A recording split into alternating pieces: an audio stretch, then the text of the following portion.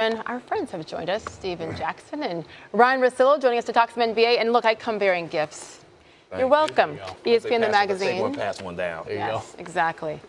With the new teammates. And look, see how unselfish I am? I give all the boys a copy. There you go. You can get me one later. Appreciate it. Chris Paul and the Rockets will be in Oakland tonight taking on those Warriors. So let's get on the record as we begin the season, guys, because the Warriors are minus 240 favorite to win the NBA. Did I say it right, Ryan? Minus 240. Yeah, minus 240. So it's overwhelming.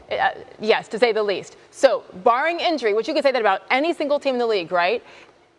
Give me one reason. Is there any reason to believe the Warriors are not going to win it again, third time in 4 years? As long as the world don't win, I see them winning it. Like we all say, injury or the world doesn't end, they'll win it. I don't see anybody stopping these guys. They had a great preseason. They put up a lot of points in preseason.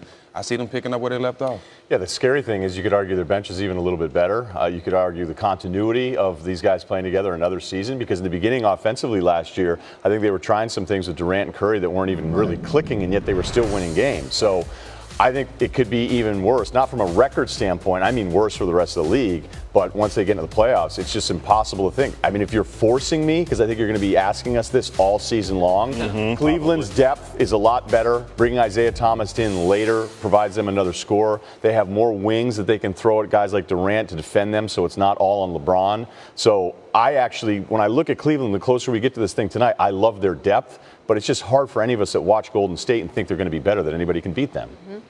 Let's go from contenders to MVP contenders. Russell Westbrook, Steph Curry, Kevin Durant combining to win the last 4 MVP awards. But Ryan, you feel it's nearly impossible for those guys to win another one. Why? It's pretty easy, actually. When you think about how we vote for the MVP, usually we're judging not the player against the field, but the player against their peak performances. And that's why I think LeBron gets overlooked, even though he's still the best player in the league. But Russ put up such absurd numbers last season. That shouldn't happen again. You would hope if you're the Thunder it doesn't happen again because of the other pieces. So I don't know how he would win it. I think there's always going to be a little animosity towards Golden State. LeBron has to play a full season, even though he's still probably playing more games than we project. So that's why I think a guy like Kawhi, who the voters and so many of the stat guys love, has a better chance than any of the other players. Me, if you see, look at my notes, I have it empty. I can't really say who's going to win MVP right now. It's hard to tell with these teams so talented right now, so stacked. A guy that an unsung hero can win MVP this year. What about a James Harden who finished second last year? And you know, that sticks in your craw when you know you're close, and maybe some people said he should have been the guy. I disagree. I mean, with a season like Russ had, it's kind of impossible to put anybody before Russ. A triple-double hasn't been done in forever. You can't put anybody before Russ, but James was close, but he has to have another year like that to even. His numbers are going to go down, though. It's a little bit like the Russ thing. And those numbers you would kind of hope do go down, and that there is more balance with a guy like Chris Paul. So that's the hard thing for Harden, because he'll be judged against just an insane year, but he was the only guy, so that's why he got those numbers.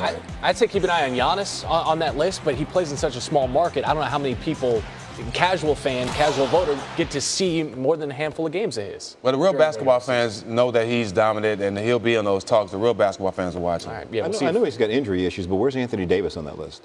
If they're not a top 4, which it still feels like it's impossible, I mean, it's just hard. I mean, one of the Harden-Westbrook arguments you had last year was that Harden was on the better team, but the pro-Harden argument was ignoring the Kawhi argument.